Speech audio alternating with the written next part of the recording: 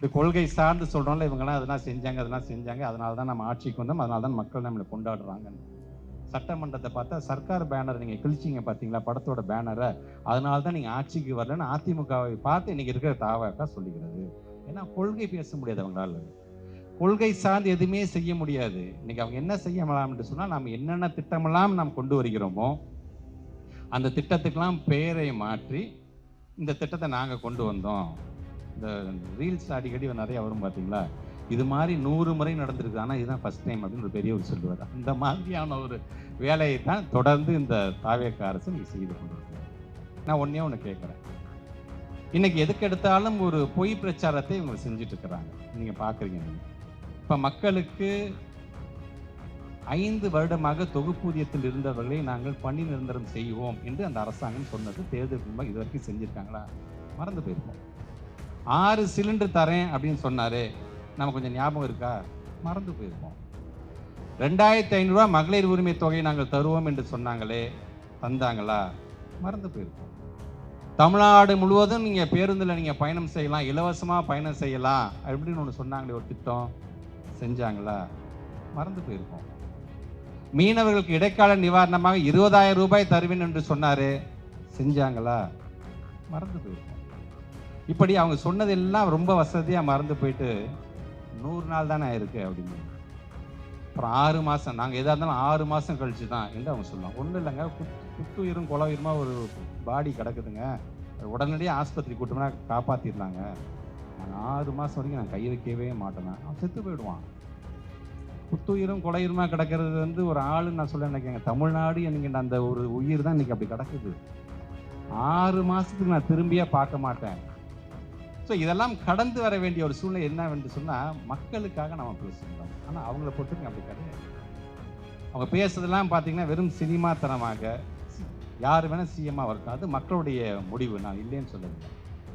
ஆனால் திரைப்படத்துறையிலேருந்து வந்துகிட்டேங்கிறதுக்காக இருக்கக்கூடிய சட்டமன்றத்தை ஒரு ஷூட்டிங் ஸ்பாட்டாக மாற்றுறது, ரீல்ஸ் போடுறதுக்கு அவங்க பேசுறதை பயன்படுத்துறது, மீம்ஸ் போடுறதுக்கு பயன்படுத்துறது என்று இந்த டேக் டைவர்ஷன் பாலிசி மாதிரியான ஒரு நிலையைத்தான் இன்றைக்கு இந்த தாவேக அரசு செய்து கொண்டிருக்கின்றது என்பதற்காக நான் சொல்றேன்.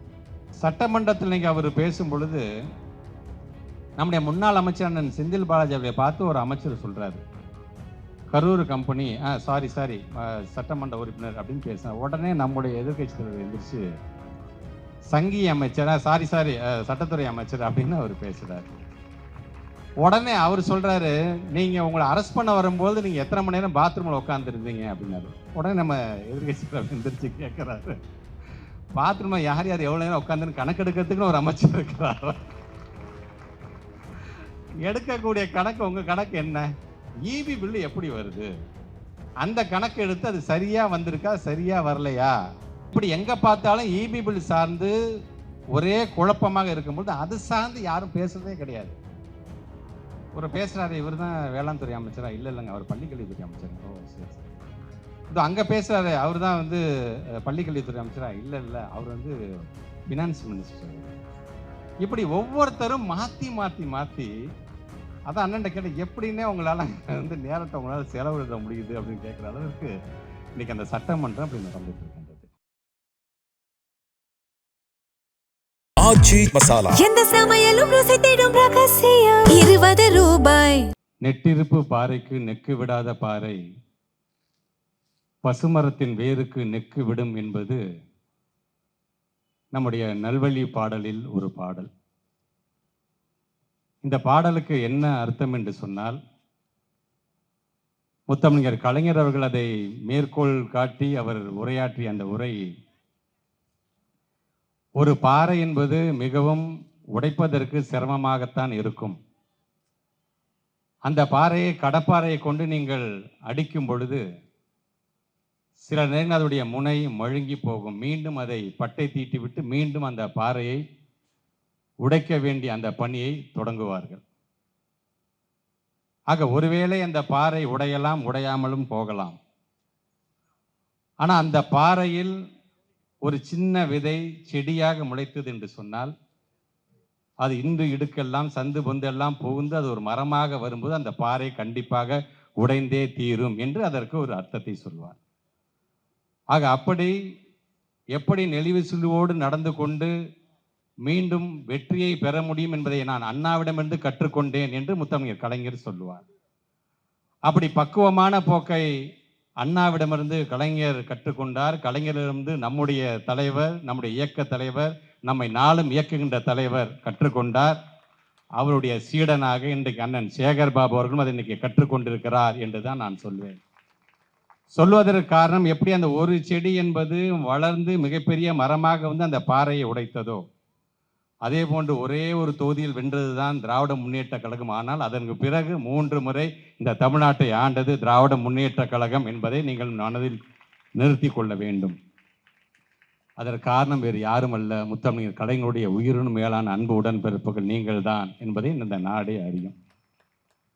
ஆக அப்படி நம்முடைய கலைஞர்களுக்கு ஓய்வே இல்லை என்கின்ற விதத்தில் இந்த தலைப்பின் மூலமாக நம்முடைய மாவட்ட கழக செயலாளர் அண்ணன் சேகர் பாபு அவர்கள் இந்த நிகழ்ச்சியை நடத்தி கொண்டிருக்கின்றார். இந்த நிகழ்ச்சிக்கு என்னை அன்பு சகோதரர் சந்துரு அவர்கள் அழைத்து வரும்பொழுது, இந்த கொளத்தூர் தொகுதி உள்ளே நுழைந்த பொழுது, ஒரு 4 மாதங்கள் 5 மாதத்துக்கு முன்பாக இந்த கொளத்தூர் தொகுதிக்குள்ளே நாம் எப்படி வந்தோம், வரும்பொழுது கண்ணில் படுகின்ற ஒவ்வொரு திட்டங்களும், பார்க்குற பில்டிங்லாம் பார்த்தா, அது மருத்துவமனையாக இருந்தாலும் சரி, அது கல்யாண மண்டபமாக இருந்தாலும் சரி, இப்படி ஒவ்வொன்றையும் பார்க்கும், அந்த ரோடை கடந்து வரும்பொழுதும் சரி, இப்படி ஒவ்வொன்றையும் நான் பார்க்கும் பொழுதெல்லாம் இந்த தொகுதியில் நாம் நின்று பேச வேண்டுமா அல்லது மௌனமாக ஒரு 5 நிமிடம் இருந்து விட்டு சென்று விடலாமா என்கின்ற ஒரு ஏக்கம்தான் என் மனதில் வந்தது. காரணம், ஒரு 5 ஆண்டுகள், கடந்த 5 ஆண்டுகள் இந்த தொகுதியில் நம்முடைய கழகத்தினுடைய தலைவர் ஆற்றிய பணி நான் கண்கூடாக பார்த்திருக்கின்றேன். நம்முடைய அண்ணன் சேகர் பாபு அவர்களும் நம்முடைய தலைவர்களும் பேசிக் கொள்வதை. சேகர் பாபு அண்ணன் சொல்வார், அண்ணன் வந்து ஒரு வாரம் ஆச்சுனே, திருப்பி எப்பனே நம்ம தொகுதிக்கு நம்ம ஒரு நிகழ்ச்சி ஏற்பாடு பண்ணுறேன் என்று அவர் சொல்லுவார். சில நேரங்களில் அவர் சொல்வார், சேகர் பாபு வந்து 4 நாள் ஆச்சே, திருப்பி தொகுதியில் ஒரு நிகழ்ச்சி பண்ணலாமா என்று ஒரு பெத்த பிள்ளைய பார்த்துக்கிற மாதிரி இந்த கொளத்தூர் தொகுதியை தாங்கி பிடித்தவர் நம்முடைய தலைவர் அவர்கள். ஏன் மௌனமாக நின்று விட்டு சென்று விடலாமா என்கின்ற எண்ணம் வந்ததுக்கு காரணம், 5 ஆண்டுகள் இந்த பக்கமே வராமல் வெறும் மௌனமாக இருந்தோம் என்று சொன்னால், மக்களுடைய அந்த தீர்ப்பை தலைவணங்கி நாங்கள் ஏற்றுக்கொள்கிறோம் என்று ஒரே வழியில் நாம் பெருந்தன்மையாக சொல்லிவிட்டு போகலாம். அது எந்த தொகுதியில் வேண்டுமென்றாலும் அது பொருத்தமாக இருக்கலாம். ஆனால் அது இந்த தொகுதியில் பொருந்துமா என்று சொன்னால் நம்முடைய மனசாட்சியை நாம் தொட்டு நாம் கேட்டுக்கொள்ள வேண்டும் என்பதற்காகத்தான் இதை நான் சொல்கிறேனே தவிர வேறல்ல. அப்படி நாளொரு வண்ணம் பொழுதொரு மேனியுமாக தன்னுடைய கொளத்தூர் தொகுதி மக்களுக்காக உழைத்தவர் நம்முடைய தலைவர் அவர்கள். ஆனால் இன்றைக்கும் இந்த தமிழ்நாடு இன்றைக்கு வளர்ச்சி பாதையில் செல்ல வேண்டும் என்று ஆசைப்படக்கூடியவராக இருந்து கொண்டிருப்பவரும் நம்முடைய தலைவர் அவர்கள் தான் என்பதை என் மனதில் வைத்துக்கொள்ளும். அதனால்தான் சட்டமன்றத்தில் பேசும்பொழுது தான் தாயுள்ளம் கொண்ட தலைவர், தாயுள்ளம் கொண்ட தலைவர் நாங்கள் சொல்லுவதற்கு காரணம் அது. இன்னைக்கு சட்டமன்றம் எப்படி போகுது நாமளும் பார்த்துக்கிட்டு தான் இருக்கிறோம். இங்கே உரையாற்றிய அண்ணன் நக்கீரன் கோபால் அவர்கள் சொன்னது போல, போராளிக்கு ஓய்வில்லை என்கின்ற தலைப்பில் முத்தமிழர் கலைஞரை நாம் கொண்டாடுகிறோம் என்று சொன்னால் உண்மைதான். அவர் சொன்னது மாதிரி தான், பன்முகத்தன்மை கொண்ட ஒரு தலைவராக, ஒரு எழுத்தாளராக இருக்கிறார், ஒரு பேச்சாளராக இருக்கிறார், வசனகர்த்தாவாக இருக்கிறார், அதே போன்று ஒரு பத்திரிகையாளர் இருக்கிறார் என்று சொல்லும்போது, ஆட்சி பொறுப்பில் இருந்தாலும் இல்லை என்று சொன்னாலும் அவருக்கு ஓய்வு என்பது இல்லை என்பதை இங்கே ரொம்ப அழகாக எடுத்து சொல்லியிருக்கிறார். நக்கீரன் கோபால் அண்ணனுக்கு இருக்கக்கூடிய அந்த கடமை, ஏன் நம்முடைய அண்ணன் சேகர் பாபு அழைக்கும் பொழுதெல்லாம் அண்ணன் நக்கீரன் கோபால் வந்து கலந்து கொள்கிறார், அதுவும் கலைஞர் சார்ந்த நிகழ்ச்சி என்று சொன்னால் ஏன் கலந்து கொள்கிறார் என்று சொன்னால் அது அவரே பல நேரங்களில் சொல்லியிருக்கிறார். இன்னைக்கு நக்கீரன் என்கின்ற பத்திரிகை இருப்பதற்கும் நக்கீரன் கோபால் என்கிற மனிதன் உயிரோடு இருப்பதற்கும் காரணம் யார் என்று சொன்னால் அது கலைஞர் தான் என்று பல நேரங்களில் அவர் எடுத்து சொல்லியிருக்கிறார். உண்மைதான். ஒரு காலத்தில் நக்கீரன் என்கிற பத்திரிகை என்பது வெறுமனே ஏதோ நம்மை பாராட்டுகின்ற பத்திரிகை மட்டும் நினைச்சிடாதீங்க. நம்ம பக்கம் தவறு இருந்தது என்று சொன்னால் அது சுட்டி காட்டக்கூடிய ஒரு பத்திரிகையாகத்தான் அது இருந்து கொண்டிருக்கின்றது என்பதை நீங்க மனசில் வச்சுக்கணும். அந்த பத்திரிகையை இழுத்து மூட வேண்டிய ஒரு சூழ்நிலை வந்த பொழுது அதற்கு உதவிக்கரம் நீட்டியவர் முத்தமிழர் கலைஞர் என்பதை பல நேரங்களில் சொல்லியிருக்கிறார். இங்கே அவர் சொன்னார் பார்த்தீங்களா, மறைந்த அம்மையாருடைய படத்தை ஹிட்லராக அந்த அட்டை படம் வந்த பொழுது அவருக்கு என்னென்ன பிரச்சனை வந்தது, அடுத்த இதழை வெளியிட முடியுமா என்கிற அளவிற்கு தாக்கப்பட்டதுடைய அலுவலகம் உடனடியாக நம்முடைய முத்தமிழர் கலைஞர்கிட்ட வர்றாரு. கலைஞர் சொல்றார், மறைந்த ஐயா பெரியவர் முரசொலி மாறனை அழைத்து அவருடைய பத்திரிகை அச்சு ஏற வேண்டும் என்று சொன்னால் நம்முடைய முரசொலி இருக்கின்ற அச்சு மிஷின் அவருக்கு கொடு, அவர் அடிச்சுக்கிட்டோம் என்று சொல்லி அதை உடனடியாக அதை நிறைவேற்றி தந்தவர் என்று பல நேரங்களில் அவர் சொல்லியிருக்கிறார். நீங்கள் சொன்ன மாதிரி தான் அந்த அம்மையாரால் தாக்கப்பட்டப்போ கூட முத்தமிழ் கலைஞர் ரொம்ப செல்லமாக சொன்னார், கோபால் ரொம்ப வேகமாக போகிறீங்க, கொஞ்சம் அமைதியாக கொஞ்சம் ஸ்லோவாக போங்க அப்படின்னு சொன்னது கூட அவர் பல நேரங்கள் வந்து எடுத்து சொல்லியிருக்கிறார். அப்படிப்பட்ட முத்தமிழ் கலைஞருக்கு ஒரு செல்ல பிள்ளை போன்றவர். அவர் சொன்னார் பார்த்தீங்கன்னா, அந்த காட்டுக்கு போய் மறைந்த வீரப்பனர்களுடன் உரையாடுகின்ற அதெல்லாம் சாதாரண விஷயம் கிடையாது. போனால் திருப்பி வருவோமாங்கிறது உத்தரவாதம் கிடையாது அவருக்கு. வீட்டில் என்றைக்குமே வெளியில் போகும்போது சொல்லிட்டு வெளில போகிற மனுஷன் அது கிடையாது. ஆனால் ஒரு முறை மட்டும் வீட்டில் இருக்க குடும்பத்தை எல்லாத்துட்டையும் சொல்லிட்டு போகிறாரு காட்டுக்கு. வீட்டில் உள்ளவங்களாம் கவலை வந்து சின்னது எப்போதுமே முறைக்கு மாறாக இப்போ எல்லாத்தையும் சொல்லிட்டு போகிறாரு, ஏதாச்சும் நடந்துருமோ என்கின்ற கவலை. காட்டுக்கு போயிட்டு வெளியில் வந்து அவர் ஃபோன் பண்ணது ஆள் யாருன்னு பார்த்தீங்கன்னா முத்தமிழ் கலைஞர். கலைஞர் சொன்னால் முதல்ல எனக்கு பேசுறதை நிறுத்திட்டு வீட்டில் உள்ளவங்களை பேசிட்டு அப்புறம் என் லைனில் வாங்கிட்டு ஃபோனை வச்சுட்டாரு முத்தமிழ் கலைஞர். இவர் உடனே வீட்டுக்கு பேசுகிறார். அப்போ தான் தெரியுது இவருக்கு முன்பாக முத்தமிழ் கலைஞர் இவருடைய குடும்பத்தை தொடர்பு கொண்டு கவலைப்படாதீங்கம்மா, திரும்பி பத்திரமா வருவார், அதுக்கு நான் உத்தரவாதம் என்று சொன்னார் என்கிற செய்தி அவருக்கு அப்போ தான் தெரிகிறது. அப்படி இந்த திராவிட இயக்கம் என்று வரும் பொழுது நான் சொன்னேன் பார்த்தீங்கன்னா, ஓய்வே இல்லாமல் உழைத்ததின் காரணமாகத்தான் அவரிடம் வந்து பாடம் கற்றுக்கொண்டதின் காரணமாக தான் அண்ணன் சேகர்பாபு அவர்களும் ஓய்வில்லாமல் இது போன்ற நிகழ்ச்சி தொடர்ந்து நடத்தி கொண்டிருக்கிறார் என்று சொன்னதுக்கு காரணம் அது. பெரியாரை நம்ம இதயத்தில் வச்சிருக்கோம். பெரியார் என்ன செய்தார்? பெண்களோட விடுதலைக்காக போராடினா, சுயமரியாதையோட வாழணுண்டா, தன்மானத்தோட வாழணுண்டா, கக்கத்தில் நீங்கள் துண்டை வச்சுக்கிட்டு வணக்கம் சாமி சொல்லாதரா, தோலை துண்டை மேலே போடுறா. இப்போ எனக்கு ஒரு சால்வை போட்டார் பார்த்தீங்களா, அது எதுக்கு எப்படி வந்துச்சு? இது திராவிட மேடை. இது இந்த மேடையில் அனைவரும் சமம் வாங்கடாம்னு வீசி போகிறோம் பார்த்தீங்களா, அதுதான் தன்மானம். வெறும் சால்வை கிடையாது. இந்த பழக்கம்லாம் ஒரு காலத்தில் கிடையவே கிடையாது. இது தந்தை பெரியார் காலத்தில் வந்து அண்ணா என்ன செய்தார்? பெரியார் என்னென்ன திட்டம்லாம் செய்யணும்னு ஆசைப்படுறது அதையெல்லாம் ஒரு அரசாங்கத்தின் மூலமாக சட்டமாக வடிவமைத்து கொடுத்தவர் பேரறிஞர் அண்ணா. பேரறிஞர் அண்ணா என்னென்னலாம் நினைத்தாரோ அதை முத்தமிழ் கலைஞர் வாய்ப்பு கிடைக்கும் போதெல்லாம் அதை செய்து கொடுத்தார். நம்முடைய முத்தமிழ் கலைஞர் என்னென்னலாம் செய்ய வேண்டும் என்று ஆசைப்பட்டாரோ அதை எல்லாத்தையும் நம்முடைய இயக்கத்தலைவர், நம்மை நாளும் இயக்குகின்ற தலைவர் முத்துவேல் கருணாநிதி ஸ்டாலின் அவர்கள் அதை தொடர்ந்து அதை செய்து கொடுத்தார். இது கொள்கை சார்ந்து சொல்கிறோம்ல, இவங்கெல்லாம் அதெல்லாம் செஞ்சாங்க, அதெல்லாம் செஞ்சாங்க, அதனால தான் நம்ம ஆட்சிக்கு வந்தோம், அதனால தான் மக்கள் நம்மளை கொண்டாடுறாங்கன்னு.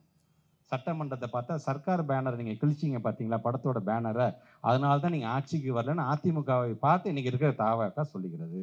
ஏன்னா கொள்கை பேச முடியாது அவங்களால, கொள்கை சார்ந்து எதுவுமே செய்ய முடியாது. இன்னைக்கு அவங்க என்ன செய்யலாம் என்று சொன்னால், நாம் என்னென்ன திட்டமெல்லாம் நாம் கொண்டு வருகிறோமோ அந்த திட்டத்துக்கெல்லாம் பெயரை மாற்றி இந்த திட்டத்தை நாங்கள் கொண்டு வந்தோம்.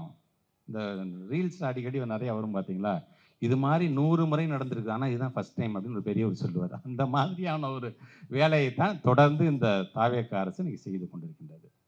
மக்களை பொறுத்த வரைக்கும் பார்த்தீங்கன்னா, இந்த ப்ரிவிலேஜ் கொடுக்குறாங்க பார்த்தீங்களா. இன்னைக்கு ஒன்றும் இல்லை, ஒரு 6 நாளைக்கு முன்பு நம்முடைய மாநிலத்துடைய முதலமைச்சர் வந்து கோட்டை கொத்துல இருந்து கொடியேற்றுறாரு.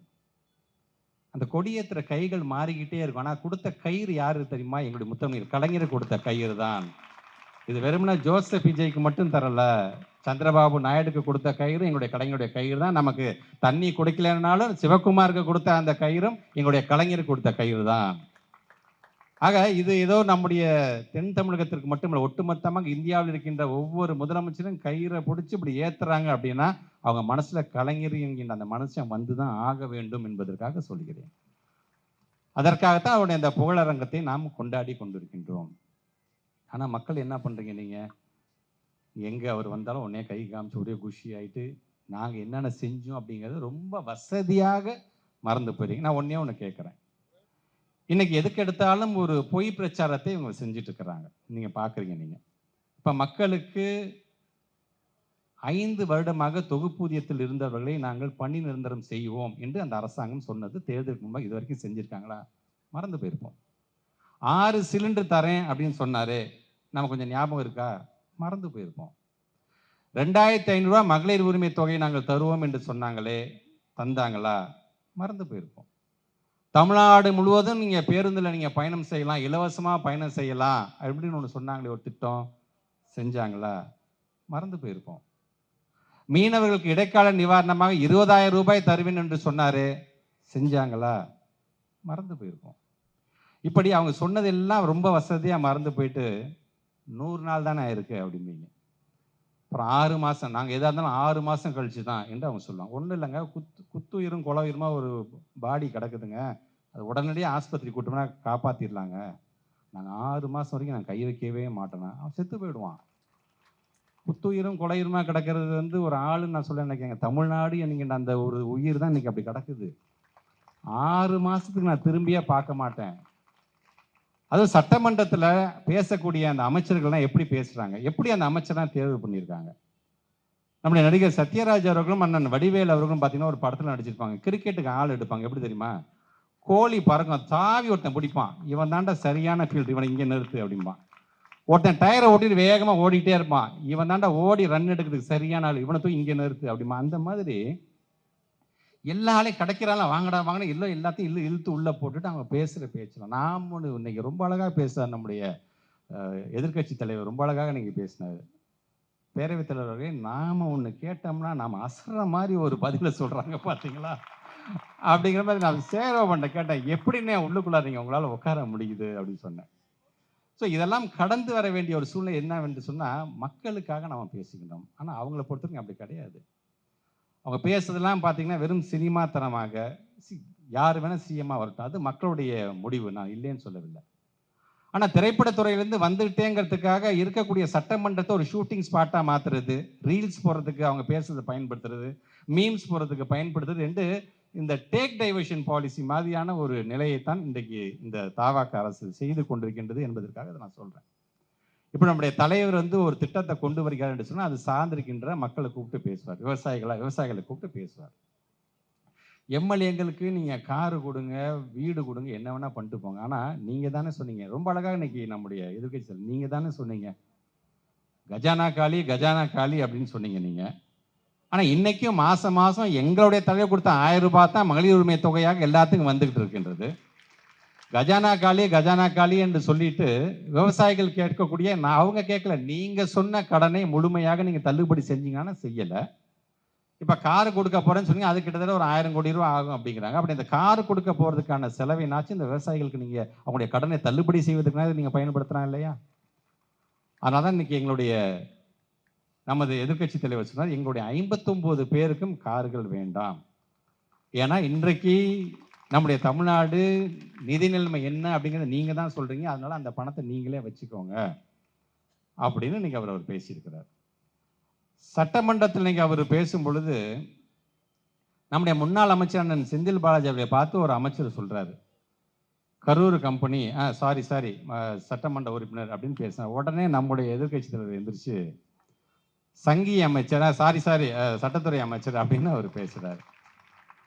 உடனே அவர் சொல்கிறாரு, நீங்கள் உங்களை அரெஸ்ட் பண்ண வரும்போது நீங்கள் எத்தனை மணி நேரம் பாத்ரூமில் உட்காந்துருந்தீங்க அப்படின்னாரு. உடனே நம்ம எதிர்கட்சி தலைவர் எந்திரிச்சு கேட்குறாரு, பாத்ரூமில் யார் யார் எவ்வளோ நேரம் உட்காந்துன்னு கணக்கெடுக்கிறதுக்குன்னு ஒரு அமைச்சர் இருக்கிறார். எடுக்கக்கூடிய கணக்கு உங்கள் கணக்கு என்ன?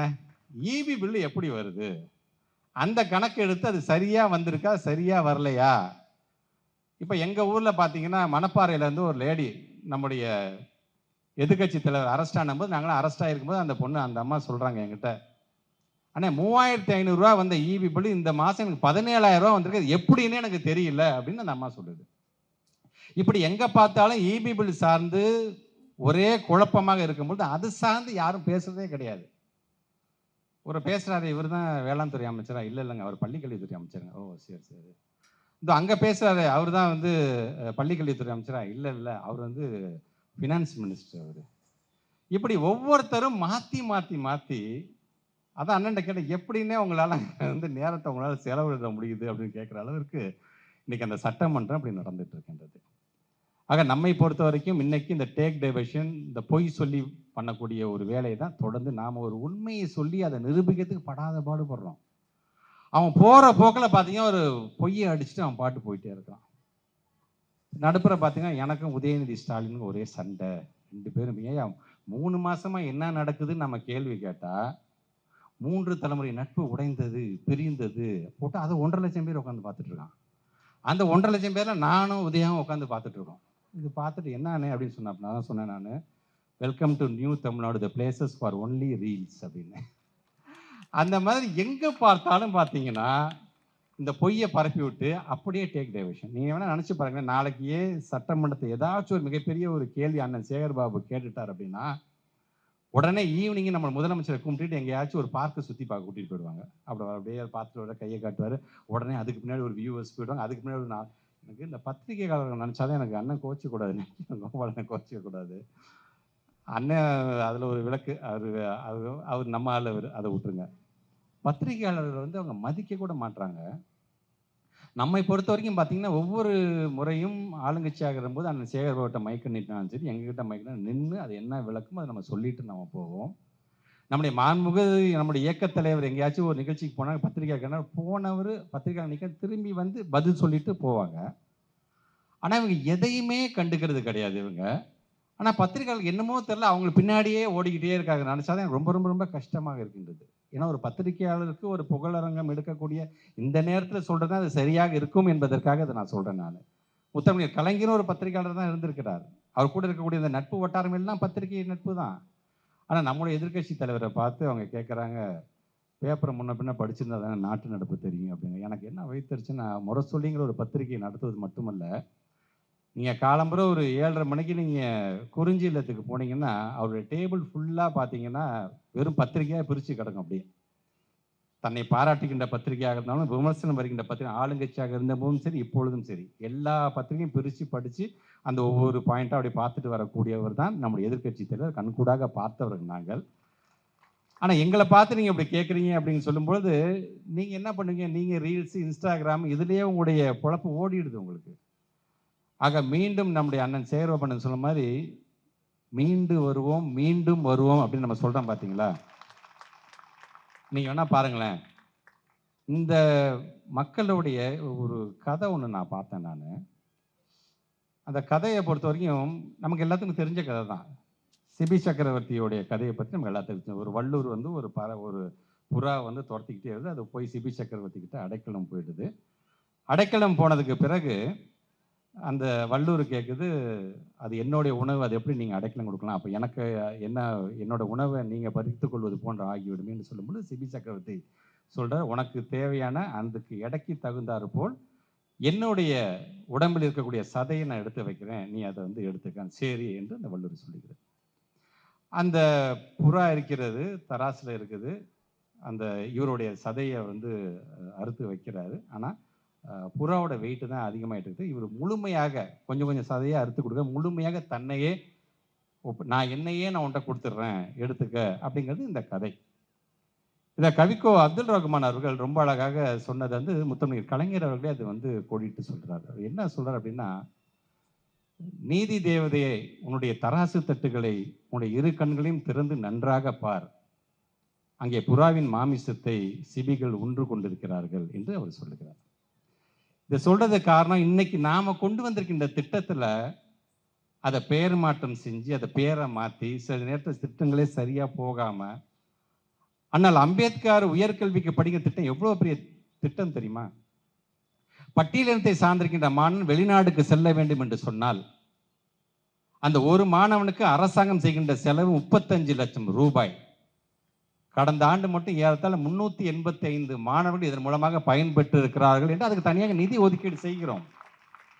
இன்றைக்கு அதனுடைய மாண்புமிகு அமைச்சர் வன்னியரசு அவர்கள் பேசும் பொழுது அதுக்கு நாங்களும் நிதி ஒதுக்கீடு செய்திருக்கிறோம் என்று சொல்கிறாரே தவிர, அந்த மாணவர்களுக்கு அது சரியாக போய் சேர்ந்ததா என்று சொன்னால், மலேசியாவிலேருந்து ஒரு மாணவன் வீடியோ காலில் சொல்கிறான், அண்ணே இன்னும் வரலன்னே, உங்களுக்கு இது வரைக்கும் 4 மெயில் அனுப்பிச்சிருக்கேன்னா 2 முறை எங்களுடைய நண்பர்கள் வட்டாரம் அம்பேத்கர் சர்க்கிள் உங்களை வந்து பார்த்து பேசியிருக்கு, அதெல்லாம் கிடைக்கும் போ அப்படின்னு சொல்லி தான் அனுப்பிச்சுடுங்க தவிர முறையாக வந்து சேரவில்லை என்று அவர் இந்த பையன் ஆதங்கத்தை வெளிப்படுத்துகிறார்.